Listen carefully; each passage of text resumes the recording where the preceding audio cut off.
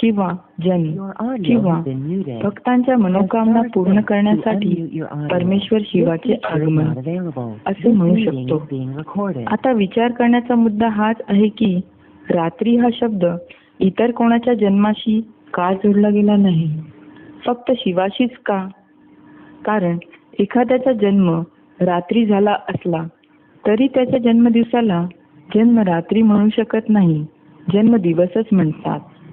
पण परमेश्वर शिवाच्या जन्माला शिवरात्री असे का म्हणतात? शिवरात्री म्हणजे शिवाचे जन्मदिवस. तर त्यांचा जन्म कधी झाले, कसे झाले आणि ते कुठे झाले? आणि परमेश्वर शिवानी येऊन या पृथ्वीवासियांसाठी काय केले किंवा आपल्याला काय प्राप्ती झाली?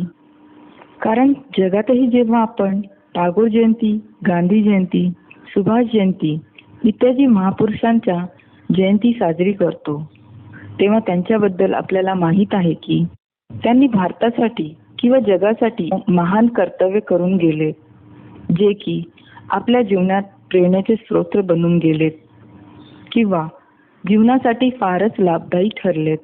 त्या आनंदाने देशवासी तो दिवस साजरा करतात. मग आता आपण शिवजीचा जन्मदिवस म्हणजे शिवरात्री दरवर्षी साजरी करतो, तेव्हा आपल्याला माहीत आहे का शिवजी कोण आहे? कारण जन्मदिवस साजरी करण्यासाठी त्यांच्या जीवनाच्या चरित्राची अचूक माहिती तर हवी ना. जसे त्यांचे नाव काय आहे, ते कोणत्या स्वरूपात येतात, ते कोणत्या देशात येतात आणि येण्याची वेळ कोणती आणि आल्यानंतर कोणती कर्तव्ये पार पाडतात, या सर्व गोष्टींची अचूक ओळख असली पाहिजे. तर काय शिवाबद्दल या सर्व गोष्टी आपल्याला बरोबर माहीत आहेत का? शिवाला आशुतोष अवतारदानी म्हणतात, म्हणजे जो लगेच प्रसन्न होतो. पण शिवाला प्रसन्न करण्यासाठी जागरण, रात्रभर जागृत राहणे आणि उपवास, जेवण न करणे अशा कठोर प्रथा का केल्या जातात? असो, अशा पद्धती प्रत्येकाला जमतील का? उदाहरणार्थ, कोणी आजारी आहे, कोणी वृद्ध आहे किंवा कोणी व्यवसायात गुंतला आहे किंवा आपला उदरनिर्वाह करण्यासाठी काम करीत आहे, तर ते करू शकतील का? त्यामुळे ते परमेश्वराच्या वरदानापासून वंचित राहतील का? परमेश्वर आपल्या भक्ताबद्दल किंवा आपल्या मुलांबद्दल असा पक्षपात करेल का? गीतेमध्ये असेही म्हटले आहे की जे खूप खातात आणि जे पूर्णपणे उपवास करतात आणि जे खूप झोपतात आणि पूर्णपणे जागृत राहतात त्यांचा परमेश्वराशी योग लागत नाही. तर काय स्वतः परमेश्वराने उपवास, मन किंवा व्रत इत्यादीची अवघड पद्धती सांगितली असेल का? या गोष्टीवर नक्कीच विचार करा. जरी असे मानलो की एक दिवस एवढी कठोर तपश्चर्या केल्याने परमेश्वर शिव प्रसन्न होतात, पण दरवर्षी अशी तपश्चर्या केल्याने आपण आपल्या जीवनात शिवाच्या प्रसन्नतेचा अनुभव करत आहोत? काय आपल्याला माहीत आहे की शिवाची प्रसन्नता शेवटी कोणत्या रूपात अनुभवायला मिळेल? म्हणजे परमेश्वर शिव काय देतात? जर आपण मुक्ती म्हणतो, कारण त्याला मुक्तेश्वर असेही म्हणतात, मग आपल्या जीवनात दुःखापासून मुक्तीची भावना दिवसेंदिवस वाढत चालली आहे की आपण आणखीनच दुःखाच्या बंधनात बनले जात आहोत? दुःख वाढत आहे की नाही? आपण कोणाची पूजा करत आहोत, पूजा कशी करत आहोत आणि का पूजा करत आहोत? म्हणजे आपल्याला काय मिळणार आहे? या सगळ्या गोष्टींचा आपण कधी विचार केलाच नाही आणि आजपर्यंत या गोष्टींच्या सत्यतेची जाणीव आपल्याला कोणी करून पण दिली नाही.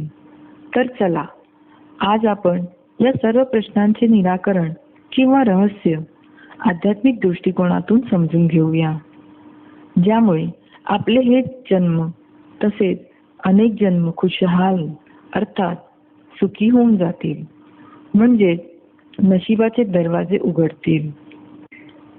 सर्वप्रथम आपण हे समजून घेऊया की शिवरात्री का म्हटली जाते आणि परमेश्वर शिवाचा रात्रीशी काय संबंध आहे हे जाणून घेऊया. दिवस म्हणजे प्रकाश आणि प्रकाशाच्या विरुद्ध आहे अंधार म्हणजे रात. ज्या रात्रीत काहीही पाहणे कठीण होऊन जाते. मग काय आपण त्या रात्रीबद्दल बोलत आहोत का, जी 24 तासात 12 तासाची असते? नाही, ही अज्ञानाच्या अंधाराची रात्र आहे, जिने मानवी मन व्यापून घातले आहे, ज्यामध्ये मानव आपल्या जीवनाचे योग्य ध्येय शोधण्यासाठी भटकत राहतो. आज प्रत्येकाचे जीवन खूप तणावाचे आहे आणि प्रत्येकजण आपल्या आयुष्यात इतका व्यस्त आहे की त्यांना समजत नाही की आज माणसाची माणुसकी कुठल्या दिशेने वाटचाल करत आहे. मग अज्ञानाची अशी कोणती गोष्ट आहे जे सर्व अज्ञानाचे मूळ आहे? स्वतःला आत्म्याऐवजी शरीर समजणे हेच अज्ञानाचे मूळ आहे. शरीर समजून घेतल्याने काम, क्रोध, लोभ, आसक्ती, अहंकार रूपी दुर्गुणांनी प्रत्येक मनुष्याला अज्ञानाच्या अंधकारात अडकवले आहे. जेव्हा लोक अधर्माला धर्म मानू लागतात तेव्हा ही अज्ञानाची रात्र असते. रात्र ही खरे तर अज्ञान, तामसत्व किंवा पापी वर्तनाचे लक्षण आहे. तमगुण ज्ञानाला झाकून टाकते, ज्याचे परिणाम असे होते की कामात रस नसणे, आळस, आसक्ती, मूर्खपणा या गोष्टी मनुष्याला पूर्णपणे ग्रसित करून घेतात. म्हणून कलियुगाच्या शेवटी जेव्हा ऋषी, संन्यासी, गुरु, आचार्य इत्यादी सगळी लोक पतित व दुःखी होऊन अज्ञानाच्या निंद्रेत पडलेले असतात, तेव्हा ज्ञानाचा दिवा प्रकाशाच्या रूपात दाखवणारा कोणीच नसतो. त्यालाच म्हणतात पराकोटीची अज्ञानाची रात. आता आपल्याला रात्रीचा अर्थ तर कळला, पण या सणाला महाशिवरात्री म्हणतात. महा म्हणजे महान आणि शिव म्हणजे कल्याणकारी आणि रात्र म्हणजे रात्र. तेव्हा विचार करण्याचा मुद्दा असा आहे की अज्ञानाच्या अंधाराची रात्र आहे, पण ती कल्याणकारी कशी असू शकते? काय आहे त्या महान कल्याणकारी रात्रीची महानता?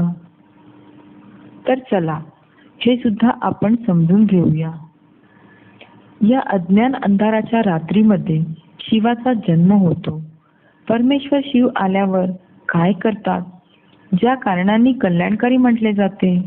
अशा अत्यंत अज्ञानाच्या रात्रीत शिव परमपिता येऊन ज्ञानाचा दिवा देऊन आपल्या आत्म्यांना अज्ञानाच्या रात्रीमधून जागे करतो.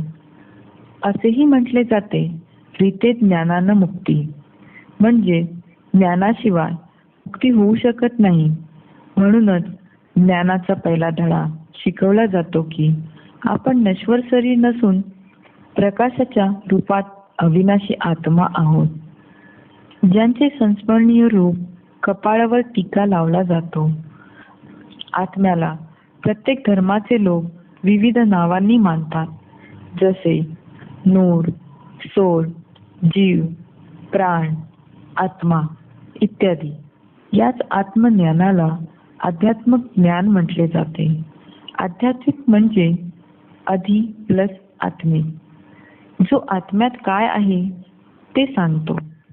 मनुष्य प्राणी सुद्धा शरीराच्या आतील गोष्टी सांगत आला आहे, परंतु परमपिता प्रकाश स्वरूप निराकार शिव गीतेचे ज्ञानदाता यांच्याशिवाय कोणीही आत्म्याच्या आतील गोष्टी सांगू शकत नाहीत.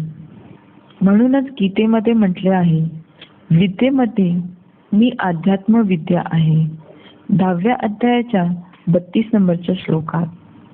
आत्मवादी नसल्यामुळे आज लोक भौतिकवादी धर्माला म्हणजे आत्माला देह मानून लागले, त्यामुळे जीवन भयभीत झाले.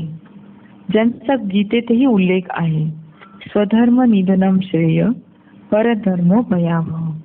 गीतेच्या 3 नंबर अध्यायाच्या 35 नंबरच्या श्लोकात.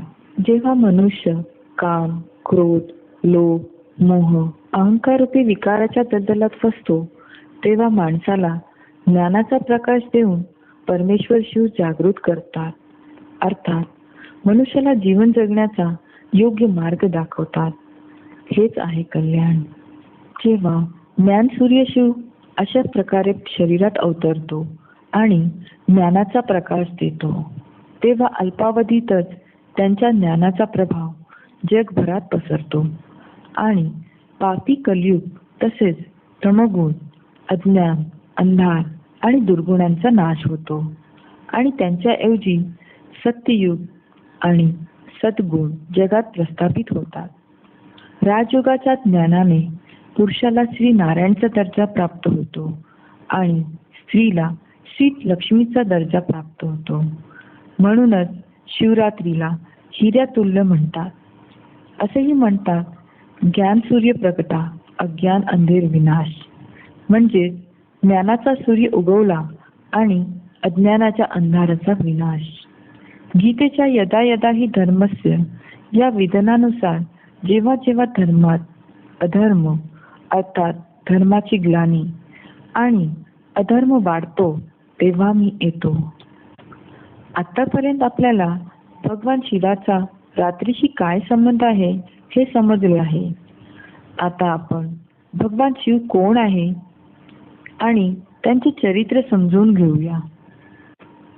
भगवान शिवाचा जन्म आणि त्यांच्या कार्यापूर्वी आपल्याला भगवान शिवाची खरी ओळख माहीत आहे का? खरं तर आपण शिवाला अजिबातच ओळखत नाही. कारण जर शिव एक आहे तर शिव आणि शंकर अशी दोन नावे का आहेत आणि दोन रूप का आहेत? लिंगरूप आणि भौतिक शरीरधारी रूप म्हणजे शंकराचे रूप. शिवलिंग म्हणतात, शंकरलिंग नाही. शिवरात्री म्हणतात, शंकर रात्री नाही. शिव नेत्र म्हणतात, शंकर नेत्र नाही. शिव शंकर म्हणतात, शंकर शिव कधीच म्हणत नाही. शिवालय म्हणतात, शंकरालय म्हणत नाहीत. शिवपुराण म्हणतात, शंकर पुराण कधीच म्हणत नाही. सत्यम शिवम सुंदरम हे शिवालाच म्हणतात, पण सत्यम शंकर सुंदरम असे म्हणत नाहीत. सदाशिव म्हणतात, सदाशंकर हे कधीच म्हटले जात नाही. ओम नमः शिवाय असे म्हटले जाते. ओम नमः शंकराय असे म्हटले जात नाही. शिवच शंकर आहे तर कोणाच्या स्मरणात बसला आहे? मंदिरातील मुख्य ठिकाणी शिवलिंगाला मध्यभागी ठेवतात आणि चहूबाजूने देवतांच्या मूर्त्या का ठेवल्या जातात? ब्रह्म देवताय नमा, विष्णू देवताय नमा आणि शिव परमात्माय नमा असे म्हणतो. देवता हा शब्द ब्रह्मा आणि विष्णूसाठी वापरला गेला आहे, पण शिवाला परमात्मा म्हटले आहे. आपण शिवाला शिव देवताय नमा का म्हणत नाही आणि शंकराला परमात्माय नमा का म्हणत नाही? मग शिवशंकर अजूनही एकच आहेत असे तुम्हाला वाटते का? कारण ब्रह्मा विष्णू शंकर अर्थात महादेव यांना त्रिदेव म्हणतात. देवताय अनेक आणि परमेश्वर एक आहे. महादेव शंकर 33 कोटी देवतांमध्ये महान आणि शिवजी हे देवांचेही परमेश्वर आहेत.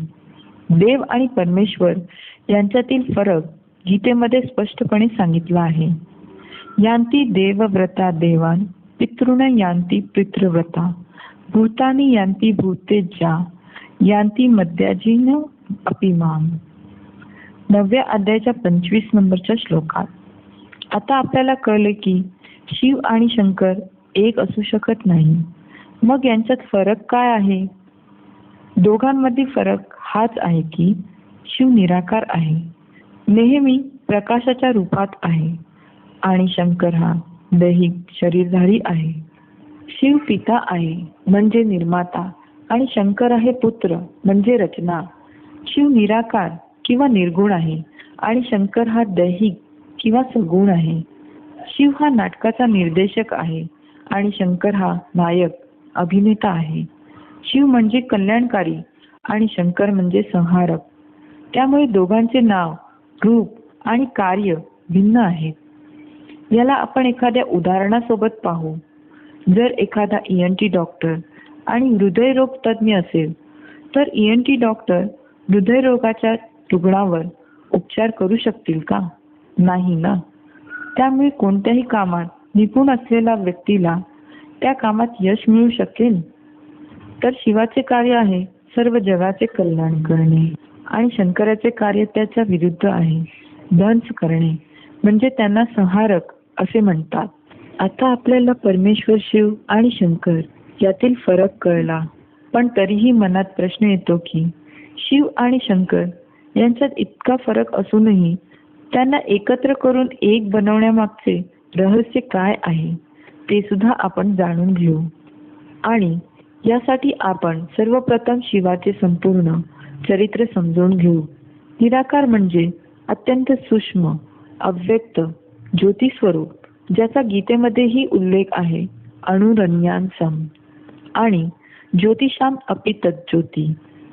गीतेच्या 13 अध्यायाच्या 17 नंबर श्लोकामध्ये आदि सनातन धर्मात ज्योतिर्लिंग हे त्या अमूर्त प्रकाशबिंदूच्या रूपात परमेश्वराचे स्मारक आहे. वेद, पुराण, उपनिषदापासून मंदिरापर्यंत आज तागायत त्या लिंग रूपाची अमूर्त परमेश्वराची महिमा जास्तीत जास्त गायली जाते, कारण हा त्यांचा खरा स्वरूप आहे. परमेश्वर या शब्दाचे भाषांतर सर्वोच्च व्यक्तिमत्व अर्थात सुप्रीम पर्सनॅलिटीच्या रूपात केली जाते. ईश्वर हा परमात्मा आहे जो सर्वोच्च आहे, ज्यांच्यावर दुसरा कोणीच नाही. गीतेतही उल्लेख आहे, मत परतरम न अन्यत किंचित अस्ति धनंजय, मयि सर्व इदम प्रोक्तम सूत्रम मणिगणा इव. 7व्या अध्यायाच्या 7व्या श्लोकामध्ये.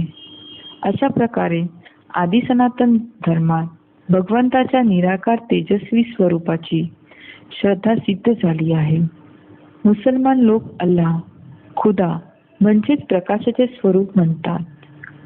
सिखांचे धार्मिक जनक गुरु नानक यांनी परमेश्वरासाठी एकम ओंकार, सतनाम, कर्ता, पुरुष, निर्भय, निर्वय, अकाल, अकालमूर्त असे म्हटले आहे. शरीराला मानवाची नावे लावली जातात, पण शिव निराकार आहे हे त्यांच्या आत्म्यांचे नाव आहे, जे कर्तव्याच्या आधारात आहे. पूर्णपणे परोपकारी असल्यामुळे त्याला सदाशिव म्हणतात.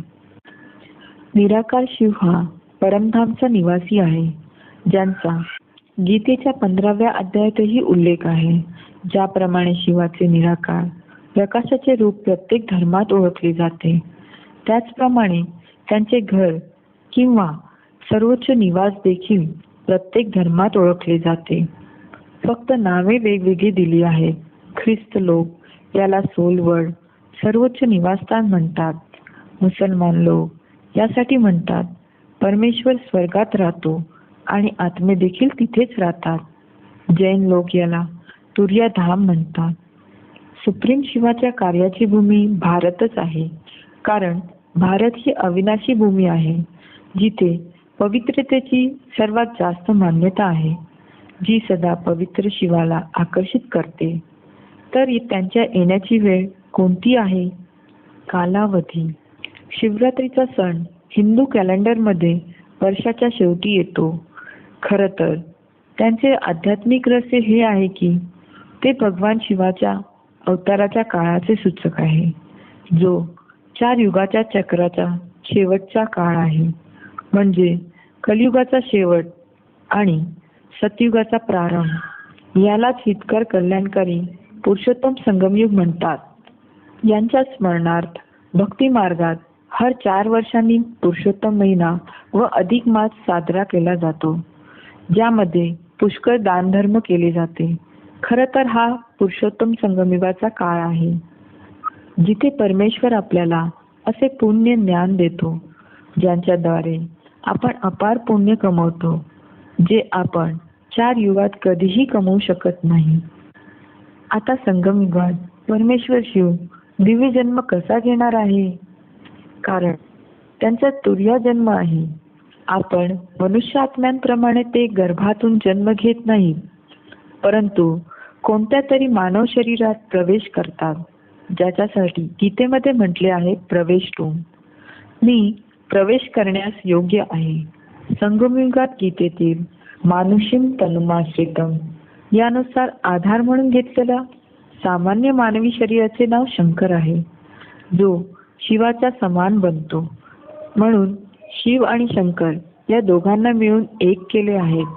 ते कशा प्रकारे समान होऊन गेलेत यामागील कारणे आपण जाणून घेऊ. पहिले कारण असे की सदाशिव ज्योती या जगात येऊन ज्ञान देतात आणि त्या ज्ञानाद्वारे सर्वांचे अज्ञान नष्ट करतात. म्हणून जेव्हा शिव संपूर्ण जगाला म्हणजे 500-700 कोटींना ज्ञान देतो, तेव्हा त्या ज्ञानाला आत्मसात करणारा मानवांमध्ये एक शंकरच असा व्यक्तित्व निघतो, जो की शिवाच्या ज्ञानाला संपूर्ण म्हणजे 100% आपल्यामध्ये सामावून घेतो. अर्थात ज्ञानापासून शिव समान बनून जातो. दुसरे कारण म्हणजे एकच शंकर आहे, जो सतत शिवाचे स्मरण करतो. म्हणूनच शंकराच्या चित्रामध्ये नेहमी तपस्वी रूपात चित्रण केले जाते, कारण जे काही चित्रे आहेत ती त्या चरित्राची आठवण करून देणारी आहेत. शंकर शिवाच्या स्मरणात इतका तल्लीन होतो की त्याला स्वतःमध्ये सामावून घेतो, म्हणजेच तो शिवासारखा बनतो. म्हणजेच शिवाचे गुण त्याच्यामध्ये येतात, कारण जो ज्यांचे स्मरण करतो तो तसाच बनतो. शंकर हा एकमेव असा व्यक्तित्व आहे की जो भौतिक शरीरधारी असूनही शिवासारखा निराकार, निर्गुण आणि अहंकारहीन बनून जातो. निराकारी अवस्था म्हणजे अशी योगिक अवस्था ज्यामध्ये शरीर असूनही शरीर आणि इंद्रियाची जाणीव नसते. यासाठी रामायणातही येतं, बिन पगु चले सुने बिनु काना, कर बिनु कर्म करे विधी नाना, आनन रहित सकल रस भोगी, बिनु वाणी बघता बड जोगी. पायाशिवाय चालतो, कानाशिवाय ऐकतो, हाताशिवाय विविध प्रकारचे कार्य करतो. मुख नाही, पण तो जगातील सर्व सुखांचा उपभोग घेतो. त्याच्याकडे वाणी नाही, परंतु जगातील सर्वात महान वक्ता आहे. भक्तांना असे वाटते की त्याला हात, पाय, कान इत्यादी नाहीत, तरीही तो सर्व काही करतो. तो परमेश्वर आहे, तो काहीही करू शकतो असे नाही. खरी गोष्ट अशी आहे की निराकार शिवाचा प्रवेश शंकरामध्ये होतो. तो भौतिक शंकर निराकार अवस्थेमध्ये राहून आपले कर्म करतो, त्यामुळे त्या कर्माचा त्याच्यावर परिणाम होत नाही. शास्त्रात या स्थितीला अशा प्रकारे दर्शवले आहे की सागर मंथनाच्या वेळी हलाल विष पिल्यानंतर त्या विषाचा त्यांच्यावर काहीही परिणाम झाला नाही. ते त्यांच्या गळ्यात थांबले आणि त्याला नीलकंठ मानले गेले. महादेवाला आठवणीत बसले गेले दाखवले आहे. ते त्यांचे पुरुषार्थी स्वरूप आहे आणि जेव्हा आठवण करता करता शिव समान परिपक्व बनतात, तेव्हा त्यांच्या संपन्न स्वरूपाचे स्मरण आहे शिवलिंग, ज्याला भक्ती मार्गात भक्त लोक शिवच मानतात. म्हणूनच तिन्ही मूर्तींमध्ये शंकराद्वारेच परमेश्वर शिव जगात प्रकट होतात. यामुळे शिवाचे नाव शंकराशी जोडले जाते किंवा शिव आणि शंकर हे एकच मानले जातात. आता आपण शंकराच्या विचित्र रूपाचे वर्णन समजून घेऊ. शंकराचा अर्थ शंकर म्हणजेच मिश्रण असे व्यक्तिमत्व की चंद्राला धारण केल्यामुळे त्याला चंद्रशेखर म्हणतात आणि कपाळावरचा तिसरा नेत्र जो शिवाची प्रवेशता सिद्ध करतो, ज्यामुळे त्याला त्रिलोचन सुद्धा म्हणतात.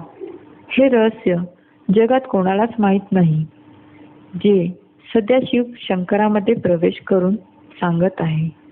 शंकराचे जे चित्र दाखवले जाते ते इतर देवांपेक्षा वेगळे असते असे का? जटाधारी, त्रिशूळ हातात घेतलेले आणि सोबतच सापाला धारण केलेले, तसेच कैलासावर ज्यांना निवास करताना आणि भस्म लावणारे असे कोणी व्यक्तिमत्व असेल का? याचाही अर्थ आहे, कारण ज्यांचे चित्रण केले जाते त्यांचे चरित्र निश्चितच असते. आता याला सुद्धा आपण समजून घेऊ. त्रिशूळ, शंकराच्या हातात त्रिशूळ दाखवतात. त्रि म्हणजे 3 आणि शूळ म्हणजे काटा किंवा बाण. ज्ञानाच्या रूपात बाण, एक ब्रह्मदेवाच्या ज्ञानाचं बाण, दुसरं विष्णूच्या ज्ञानाचं बाण आणि तिसरा शंकराच्या ज्ञानाचं बाण. म्हणजेच जो आपल्या बुद्धीत त्रिमूर्तीचे ज्ञान सदैव स्मरण करतो. डमरू, शंकराच्या हातात डमरू दाखवतात. तो दोन्ही बाजूंनी वाजतो. म्हणजेच तो असे ज्ञान देतो की राक्षसही तृप्त होतात आणि देवही तृप्त होतात. तो समान दृष्टिकोन ठेवणारा आहे, पक्षपाती नाही आहे, ज्यामुळे मानव, देव आणि दानव सगळे महादेवाला मानतात. गंगा, शरीराच्या डोक्यावर अर्थात जटांमधून गंगा बाहेर पडताना दाखवली जाते. तिथे एक कन्येला दाखवले आहे. म्हणजे ती अशी कन्या आहे जी चैतन्य रूपात गंगा आहे. गंगेला पतित पावनी मानले जाते, पण स्थूल पाण्याने फक्त शरीराचे मन धुवू शकतो. पण मनाचे मळ कसे धुता येईल? गीतेत असे सांगितले आहे की ज्ञान आणि योगानेच आत्म्याचे पाप धुतले जाऊ शकतात. गीताच्या 5व्या अध्यायाच्या 17 नंबरच्या श्लोकात जेव्हा ती चैतन्य गंगा ज्ञानाचे कथन करते तेव्हा मनुष्याचा उद्धार होतो. म्हणूनच गंगेला पतित पावनी म्हणजेच पतितांना पावन बनवणारी म्हणतात. खरे तर ते स्थूल पाण्याची गोष्ट नाही आहे. साप, अलंकाराच्या रूपात शंकराने सापांना धारण केले आहे असे दाखवले जातात. हे शक्य आहे का? कारण सगळ्यांनाच सापाची भीती वाटते. मग खरा अर्थ काय? साप हे दुर्गुणाचे प्रतीक आहे. काम, क्रोध, लोभ, आसक्ती आणि अहंकार यांचा साप अशी दुष्ट प्रवृत्ती असलेले आत्मे शंकरासोबत सोबती म्हणून राहतात. पण त्यांच्या दुष्ट प्रवृत्तीचे परिणाम शंकरावर होत नाही. जसे दाखवतात की चंदनाच्या झाडाभोवती साप गुंडाळून राहतात, तरी सुद्धा चंदनाचे झाड आपला सुगंध पसरवत असतो. भस्म, इतर कोणत्याही देवाला भस्म लावताना दाखवले गेले नाही. भस्म लावण्याचा अर्थ म्हणजे भगवंताच्या स्मृतीच्या अग्नीत आपल्या देहाच्या भानाला जाळून राख करणे. म्हणजे शंकर शरीराच्या स्मृतीच्या पलीकडे जातो. शंकराला नग्न अवस्थेमध्ये सुद्धा दाखवतात. गीतेमध्ये शरीराचे वर्णन वस्त्राच्या रूपात केले आहे.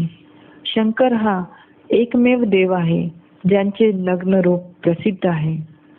देवांना इतकं सुंदर वस्त्राने सजवले दाखवले जातात.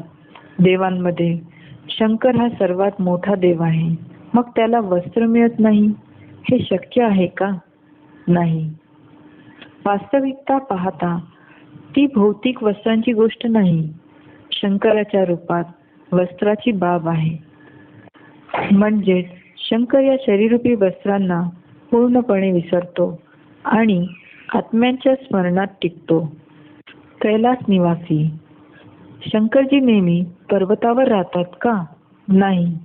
याचा अर्थ असा आहे की जो या जगाच्या आसक्ती आणि भ्रमापासून मुक्त आहे, उच्च स्थितीत राहतो, म्हणजे अनासक्त आहे. चित्र हे एखाद्या चरित्राची आठवण आहे. अशा प्रकारची कोणीही पर्वतावर राहणारी लोक नसतात. चित्रकारांनी त्या नटाचे गुण आणि कर्तव्य अशा प्रकारे दाखवले आहे. आता प्रश्न असा आहे की शिवजी जागरण आणि उपवासासारखी कोणतीही कठोर पद्धत सांगत नाही, हे आपण पाहिले आहोत. मग त्याचे रहस्य काय आहे? आता परमेश्वर शिवासाठी व्रत ठेवले जाते, तर याचा खरा अर्थ काय आहे? भगवंतावरील प्रेमामुळे त्या दिवशी त्यागाची भावना आपोआप येते, ज्यामुळे शरीर आणि मनाच्या शुद्धतेने उपवास ठेवतात. तो व्रत आहे दुर्बलतेला त्यागण्याचा, 5 दुर्गुणांपासून मुक्त राहण्याचे दृढ निश्चय करणे, हे खरे व्रत आहे. शिवरात्रीच्या दिवशी उपवास ठेवला जातो. उपवास म्हणजे शरीराच्या स्थूल अन्नाचा त्याग करणे नव्हे, तर ते आत्म्याचे अन्न जे संकल्प आहेत त्यांना त्यागण्याची गोष्ट आहे. म्हणजेच मनातील अशुद्ध विचारांचा त्याग करून मन फक्त परमेश्वरामध्ये लावणं. उपासाचा दुसरा अर्थ असा की उप म्हणजे जवळ आणि वास म्हणजे राहणे. म्हणजेच शिव जेव्हा या विश्वात मानवी शरीराचा आधार घेऊन येतो तेव्हा त्याला ज्ञानाद्वारे ओळखून त्याच्याजवळ राहणे हाच खरा उपवास होय. प्रत्यक्षात उपाशीपोटी राहण्याची बाब नाही आहे, कारण म्हटले जाते की भूके भोजन होय न गोपाला, लेलो अपनी कंठीमाला. या गीतेचा तात्पर्य हाच आहे की उपाशीपोटी पूजा करू शकणार नाही. उपाशीपोटी ईश्वरात मन कसे लागणार? आई वडील सुद्धा आपल्या मुलांना उपाशी ठेवून स्वतः प्रसन्न होतील का? शिवलिंगावर बेलपत्र सुद्धा वाहिली जाते. महाशिवरात्रीच्या दिवशी 3 पत्ते असलेल्या बेलपत्राचे विशेष महत्त्व असते, जे परमेश्वर शिवाला अर्पण केले जातात. बेलपत्राची 3 पाने त्रिमूर्ती शिवाच्या 3 कार्यकर्त्याची म्हणजे ब्रह्मा विष्णू शंकराची आठवण करून देतात. 33 कोटी देवांपैकी परमेश्वर शिव 3 मूर्तींद्वारे प्रत्यक्षात जगाच्या कल्याणासाठी कार्य करतात. म्हणजे ब्रह्माद्वारे दिव्य सृष्टीची स्थापना, शंकरद्वारे जुन्या राक्षसी सृष्टीचा विनाश आणि विष्णूद्वारे दिव्य सृष्टीचे पालन पोषण, ज्याचा गीतेमध्ये अविभक्तम च भूतेषु विभक्तम इव च स्थितम भूत भर्त च तद्गेयम ग्रसिष्णु प्रभविष्णूच. गीतेच्या 13 अध्यायाच्या 16 नंबरच्या श्लोकात असाही उल्लेख आहे.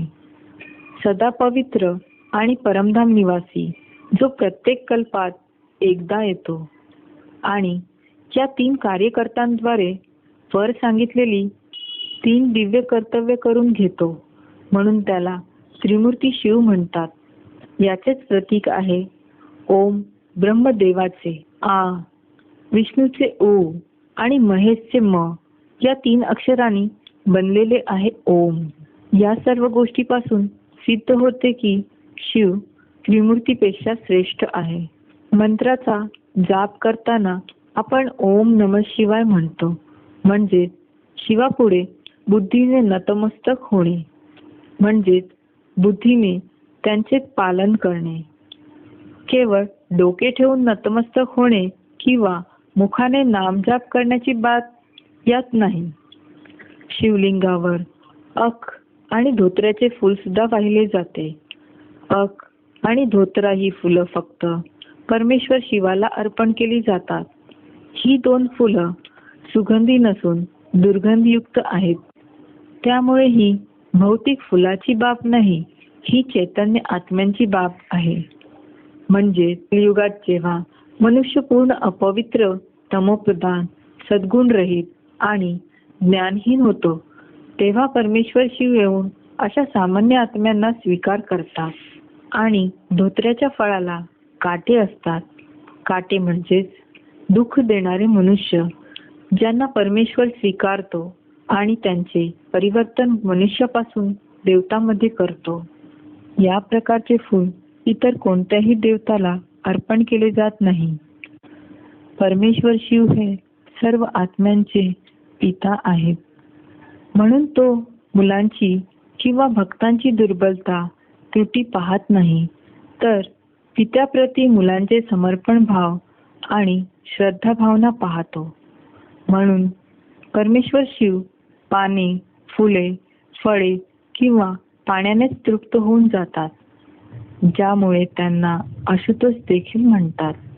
गीतेत उल्लेख आला आहे, पत्रम पुष्पम फलम तोयम यो मे भक्त्या प्रणश्यति तत् अहम भक्तिपहर्तम अश्नामी प्रयत्नात्मनो.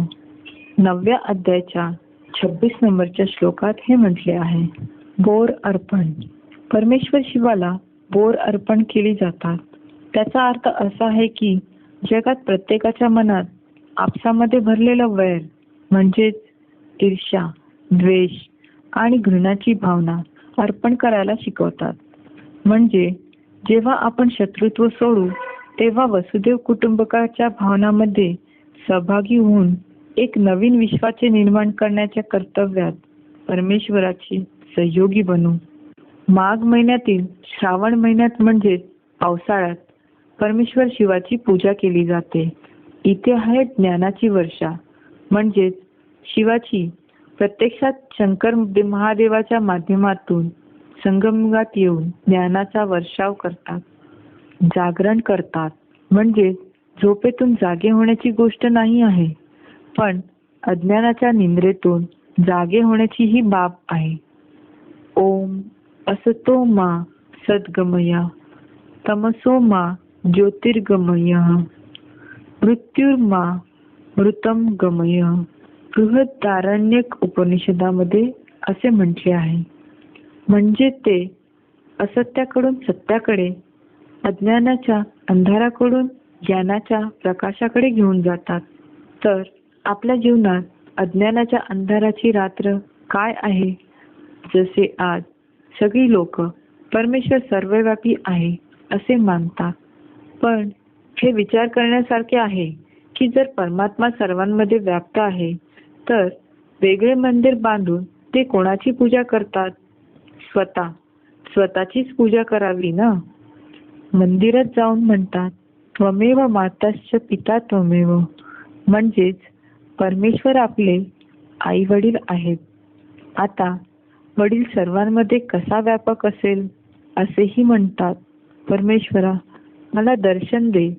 जर परमेश्वर स्वतःमध्ये व्याप्त आहे तर कोणाच्या दर्शनाची अपेक्षा आहे? अज्ञान पसरवणाऱ्याला अशा अनेक गोष्टी आहेत, जसे की मनुष्य आत्मे 84 लाख युनिट जातात. आत्माच परमात्मा आहे.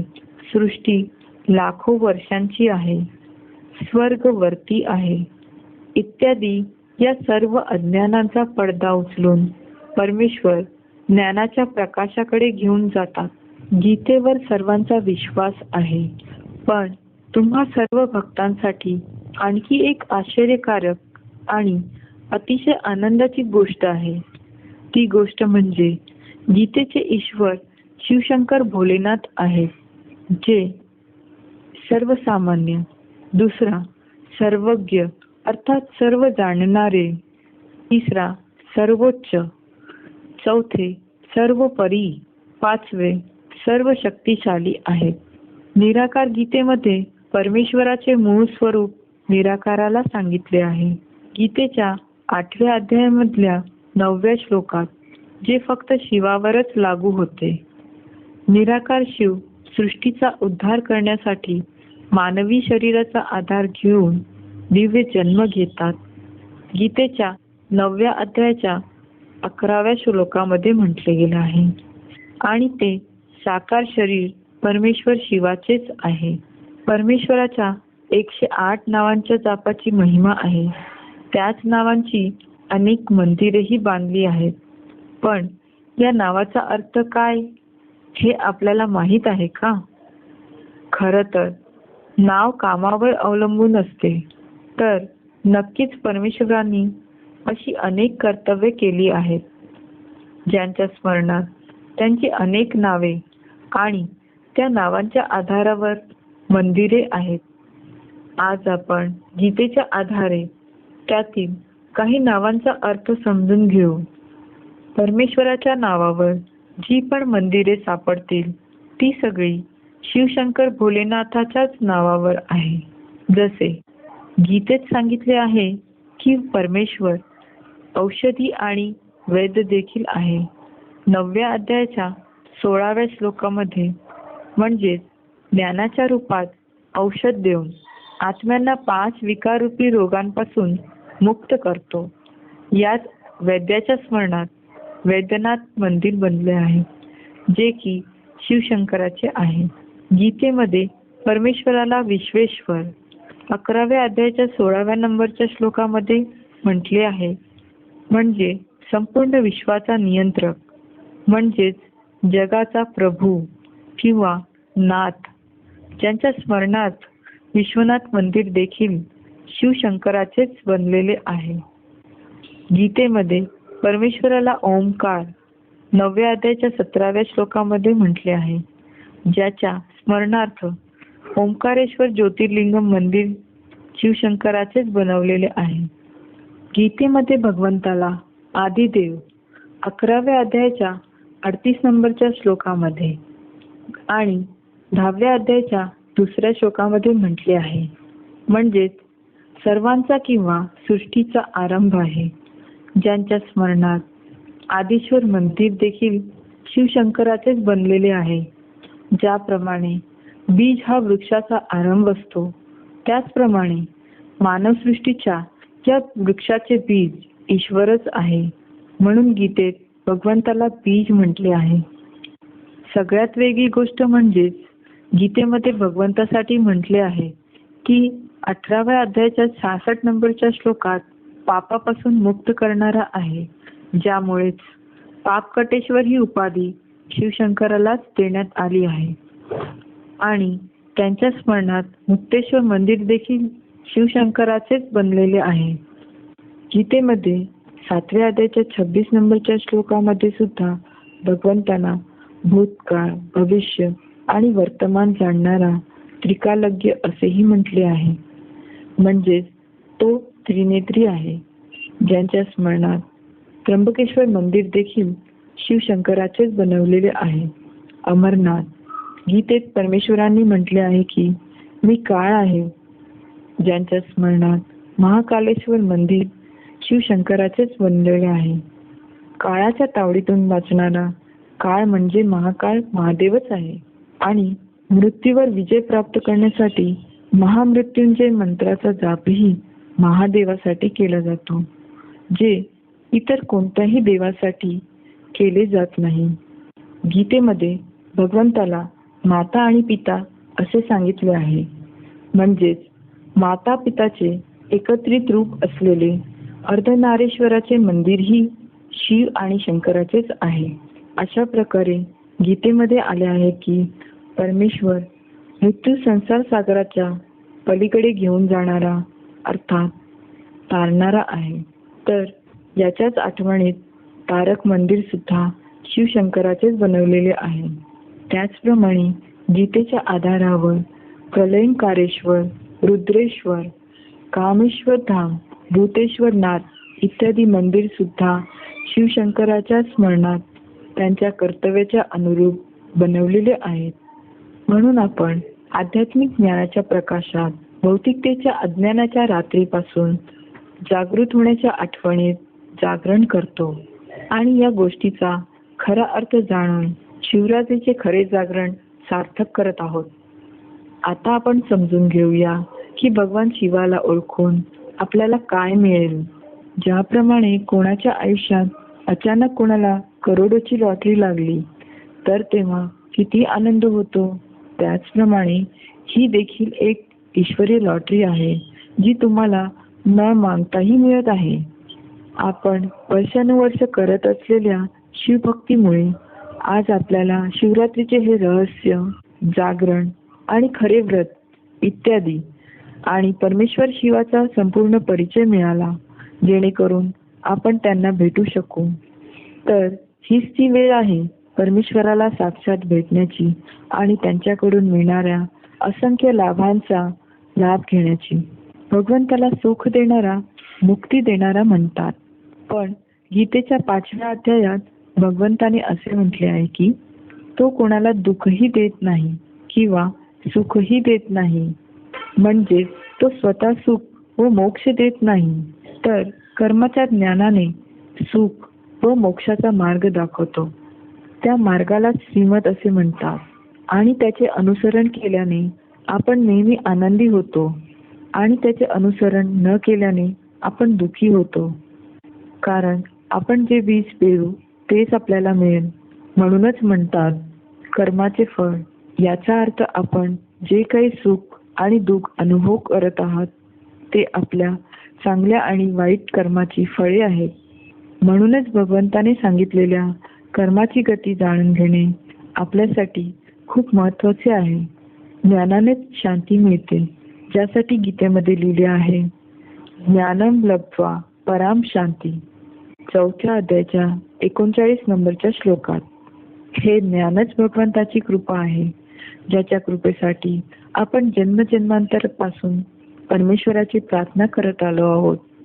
आपल्या पुण्यकर्माच्या फळस्वरूप त्या कृपारूपी ज्ञानाची प्राप्ती करण्याची सर्वात महत्वाची वेळ आता आली आहे. याच वेळेसाठी असे म्हटले जाते की तुमचे नशीब तुमच्या हातात आहे.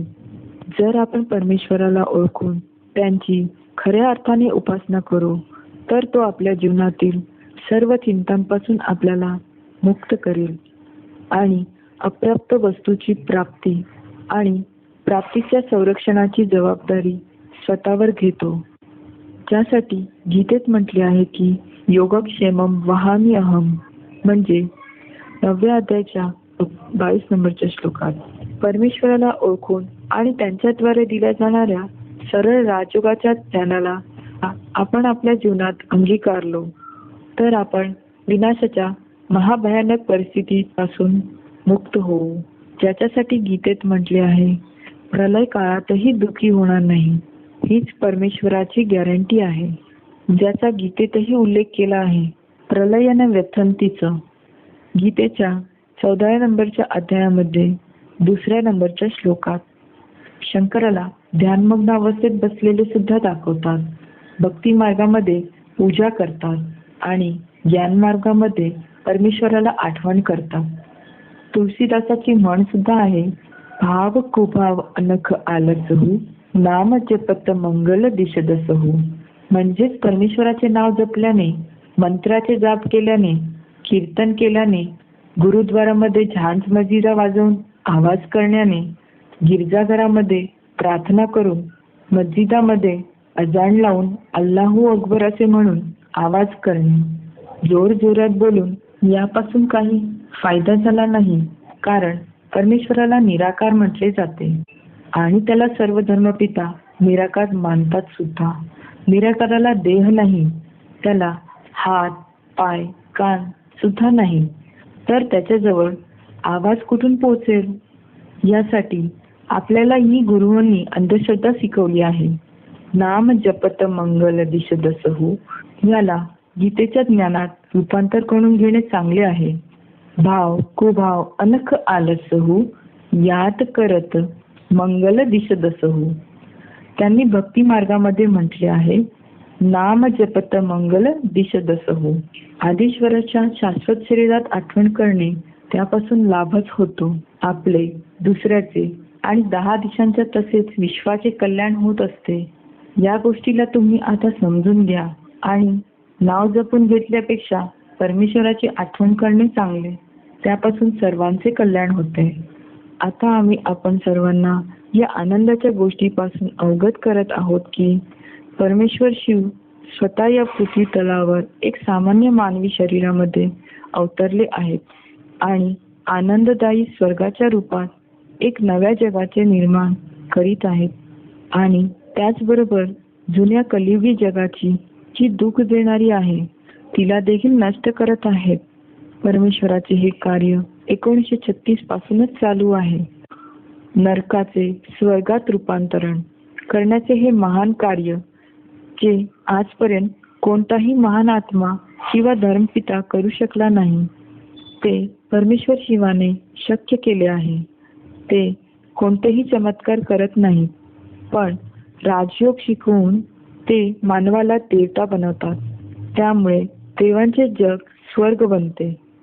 मानवी जीवनाचे सर्वोत्तम आणि सर्वोच्च ध्येय कोणते आहे? आजच्या जगात प्रधानमंत्री किंवा राष्ट्रपतीही का नसेल, कितीही महान असेल तरी ते सुद्धा देवापुढे नतमस्तक होतात. कारण देवता दैवी गुणांनी संपन्न असतात, चरित्र्यांनी चांगले आणि देणारे असतात. आता परमेश्वर येऊन आम्हा विकारी मनुष्यांना अशा श्रेष्ठ कर्माच्या ज्ञानाने निर्विकारी देवता बनवत आहे. आस्था तसेच श्रद्धा आणि विश्वासाच्या आधारे पूजा केल्यामुळे परमेश्वर शिवाच्या आराधनेच्या आणि उपासनेच्या पुण्याचे फळ आज या ऑनलाईन वाहिनीशी जुळलेल्या सर्व श्रोत्यांना प्राप्त झाले. ते म्हणजे काही नवीन गोष्टीसह परमेश्वर शिवाची संपूर्ण माहिती.